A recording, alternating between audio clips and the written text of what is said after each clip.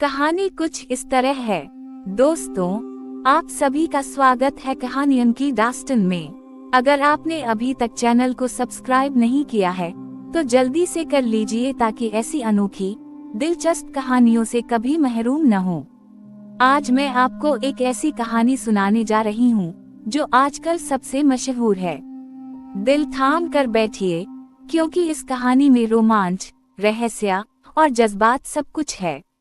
कहानी शुरू होती है एक छोटे से कस्बे से, जहाँ की शांत जिंदगी में अचानक एक अजीब सी हलचल पैदा हो गई थी।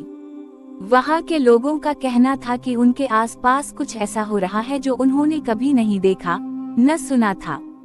कस्बे के एक कोने में रहने वाला एक परिवार था, महेश और उसकी पत्नी शालिनी, जिनके पास एक बड़ा पुराना घर था। घर देखने में तो बिल्कुल साधारण था, पर पिछले कुछ दिनों से उसके आसपास अजीब घटनाएं हो रही थीं। क्या तुमने सुना, महेश?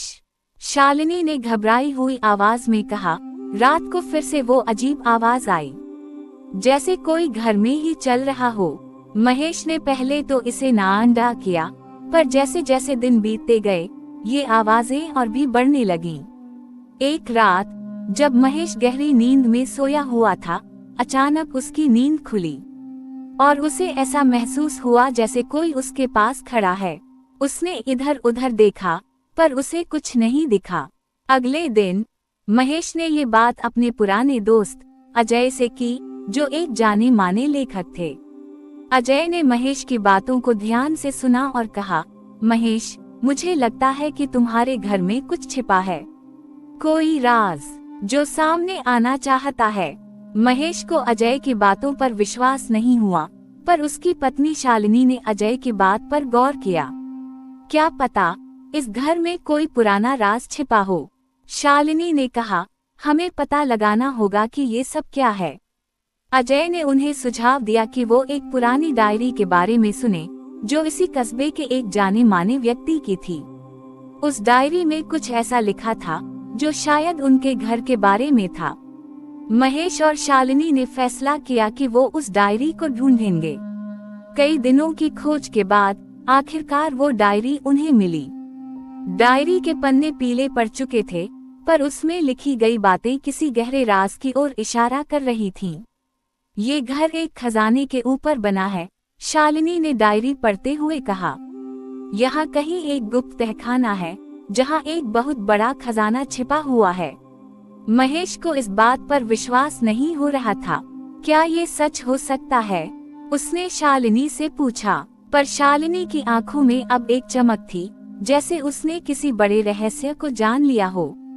दोनों ने तय किया कि वो उस तहखाने को ढूंढेंगे।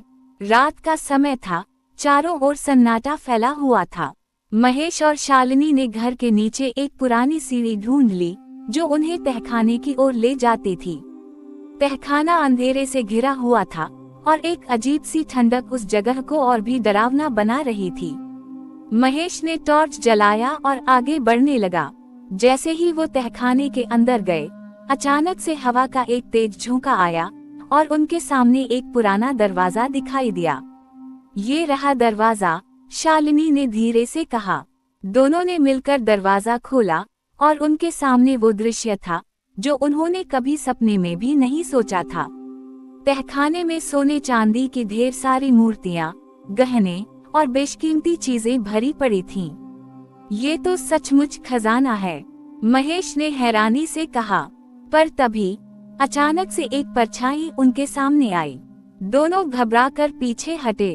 वो परछाई एक बूढ़े आदमी की थी, जिसने पुराने जमाने के कपड़े पहने हुए थे। तुम लोग यहाँ क्या कर रहे हो?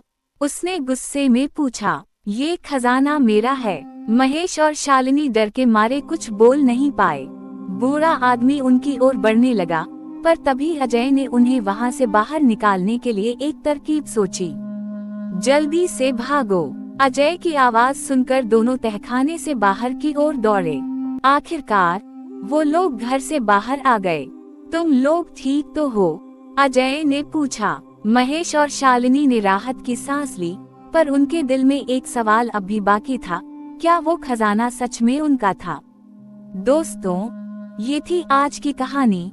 एक रहस्यमयी खजाने की। अगर आपको ये कहानी पसंद आई हो तो कहानियन की दास्तान को सब्सक्राइब करना न भूलें, ताकि आप अगली बार की भी दिलचस्प कहानियों का हिस्सा बन सकें।